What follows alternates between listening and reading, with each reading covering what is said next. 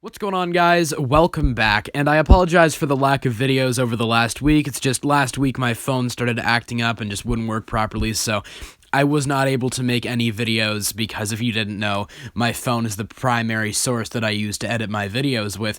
But today I'm going to be ranking all 9 Spider-Man movies, seeing as I recently revisited all of them after No Way Home. Now, I would like to clarify that I'm a huge Spider-Man fan, and I don't necessarily dislike any of these films except for Spider-Man No Way Home. And I apologize for this. I know a lot of people loved this movie, but I personally just couldn't stand it. As I stated in my recent video, I just really didn't like anything about it. Its biggest sin is that it doesn't even tell an interesting story about Tom Holland's Peter Parker. It doesn't try to focus on that. It rather focuses on superficial fan service, which I would maybe be able to get a certain level of entertainment value out of if it was well written and treated the characters with respect. Instead, the script just treated them like these weird MCU parody versions of their actual characters. I can't take the more mature elements of the story seriously because of how tonally inconsistent it is and how many plot holes are in it. And even though there are moments in it that I think are almost good, they aren't good because of the fact that just the entire foundation of the movie is structurally flawed. So even some parts of the building that maybe are staying up strong are still kind of crumbling because of the fact that the foundation that it's built upon is so weak. Now, I don't dislike or hate any of the movies on this list from here on out, but at number 8, I have Spider-Man Far From Home. This movie, to me at least, feels the most like an MCU movie out of all the Spider-Man movies.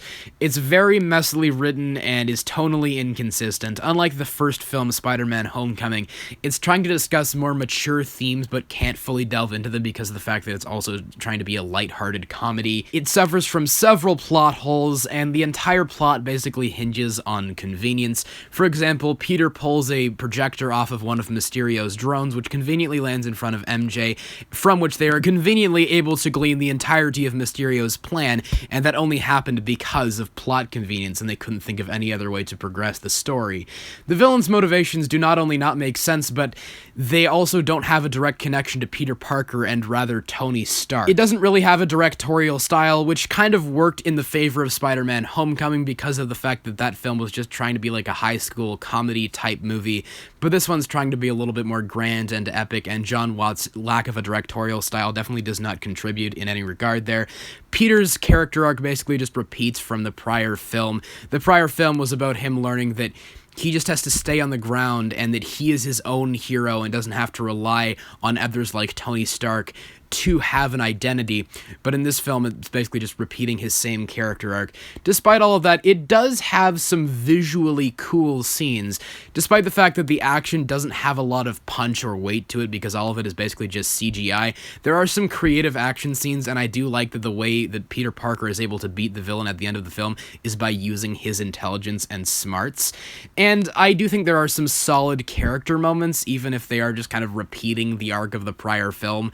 So this film just doesn't do a lot for me. I don't hate it. I find it perfectly entertaining. I can rewatch it and have a good time. But as a Spider-Man movie, it's just not very good. At number 7, I have The Amazing Spider-Man. I know there are some pretty huge fans of this movie out there, but for me, it's just okay. I'm split right down the middle on it. It does just feel like a weaker version of the original Sam Raimi film, as does the villain feel like a worse version of Doc Ock from Spider-Man II. However, it still does have a consistent tone, unlike every MCU movie, and the relationships within it do feel much more real than in the prior films. Andrew Garfield and Emma Stone's chemistry is very tangible, and I buy into their romance much more than I buy into the Tobey Maguire and Kirsten Dunst romance in the first 2 Raimi films. And it does have a directorial style. Mark Webb does give this movie a certain personality that I feel the 2 below it on this list are lacking. Despite that, though, it's one that I don't ever feel a desire to rewatch, and it's not necessarily one that I have a fun time watching. A lot of elements within the plot feel like they are lacking conclusiveness, and it feels like there's a lot of context missing at certain points in the movie, some of which may have been resolved by including some of the deleted scenes they chose to cut out of the movie, but it is just yet another victim of Sony's constant need to just get their grimy little fingers in there and mess up some people's creative work. At number 6, I have Spider-Man II. Now, I'm aware of the fact that this is an extremely controversial placement and that this film is extremely popular and holds a special place in a lot of people's hearts. Despite that, I don't think this film is that great. I feel like it's just a rather dated early 2000s movie that people hold in high regard because they have a lot of childhood nostalgia for it. It doesn't really hold a candle to a lot of films that just came out around the same time. Its overly corny nature, I feel, diminishes the more emotional moments that the film contains, and it suffers from a lot of plot holes, especially pertaining to the villain's entire plan. For example, when Doc Ock robs the bank around the midpoint of the movie, Spider-Man initiates a fight with him, and he decides to throw the money at him that he needs to fund his weapon that he's building. Why would you do that? Why would you throw away the money that you need? Isn't that the reason you're there? And then towards the end of the movie, when he goes to Peter Parker looking for information as to Spider-Man's whereabouts, he proceeds to throw a car at him? Why would you try and murder the guy that you need information from? He didn't know that he was Spider-Man at that point, and up until that point, Peter did not have his powers active, so conveniently Peter's powers reinitiated when he was about to die. If not, he might have just killed Peter Parker, the one person who could have given information as to Spider-Man's whereabouts. That wouldn't have been great. You know, there's just a lot of things about it that you can pick apart that aren't very good. The characters' motives are also very stereotypical, especially the villain. Doc Ock is just a character trope we have seen 10 times over of the villain who sets out to do good things but ends up doing bad things for the right reasons.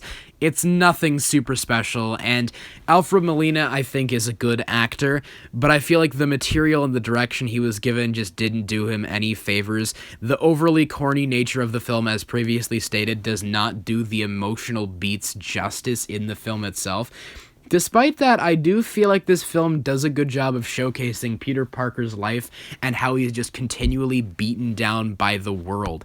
Peter's overall character arc is very solid in the film, and I do have a lot of respect for the fact that Sam Raimi did pull off a lot of the action practically. Doc Ock's arms are actually puppets, they aren't CGI, and I feel the train scene still holds up extremely well.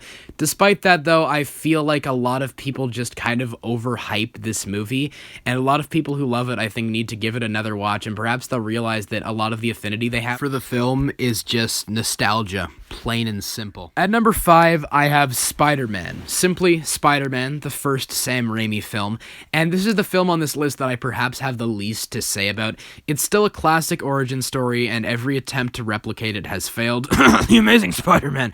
And it does have a certain level of weight to it in the themes that it explores, as well as the action scenes. I've always loved the final fight between Spidey and the Green Goblin. Willem Dafoe wanted to do a lot of his own stunts, and you can tell there's a certain level of brutality to it, and I've always loved the setting of it just being in this abandoned building, and I do have a lot of nostalgia for it. You may say that is hypocritical of me and that I'm allowing my nostalgia for this film to blind me of its flaws, but I'm not.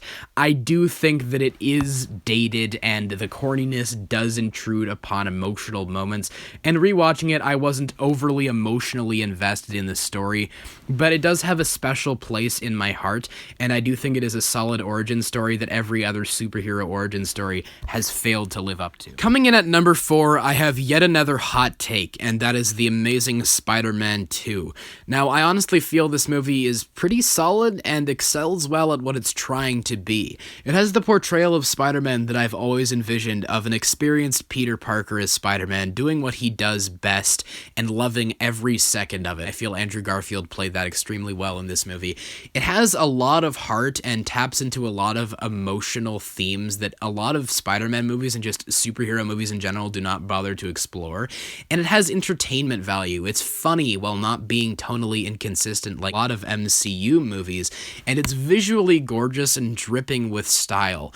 There are plenty of creative action scenes where Mark Webb, I feel similarly to Sam Raimi in Spider-Man 3, took full advantage of all of the characters and their different attributes. Despite that, it does suffer from a lot of plot holes in certain aspects of the story, particularly the Harry Osborn plotline where he becomes Green Goblin feels very rushed, and the resolution of it felt really lazily written. And it does have weird pacing, but in a way I feel that does work for the movie, similar to Spider-Man 3. It's very chaotic, but I feel that's very true to the feel of Spider-Man. Overall, I feel this movie is just very fun, it's rewatchable, and it taps into a lot of mature themes that I feel a lot of superhero movies in particular don't bother to explore. At number 3, I have Spider-Man Homecoming. Now, this film realizes that not every Spider-Man movie has to explore deep and mature themes about loss.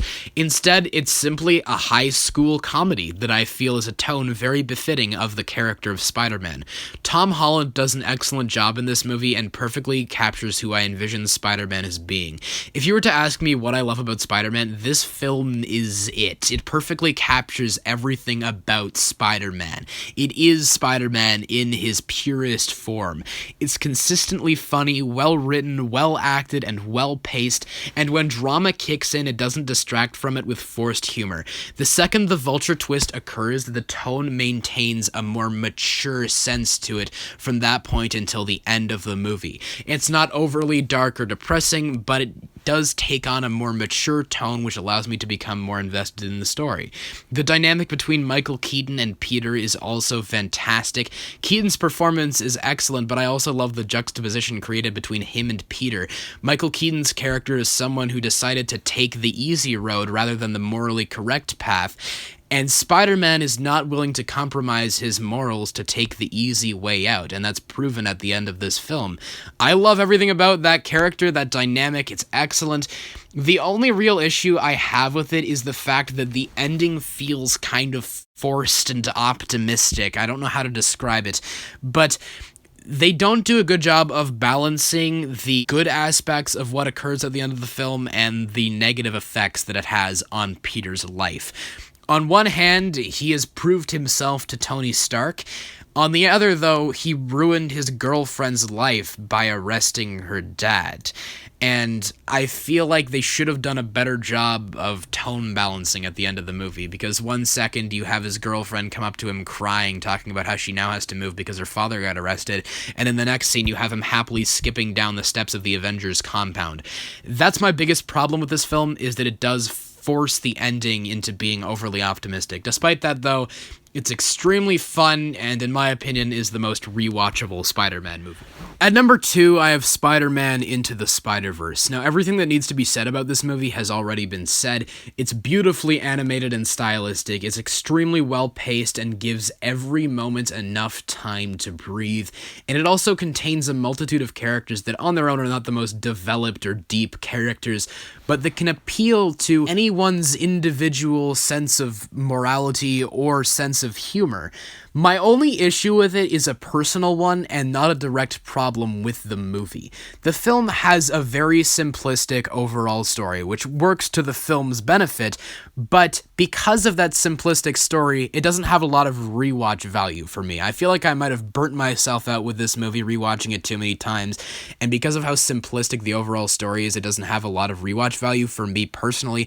That may not be the case for everyone, but it is for me.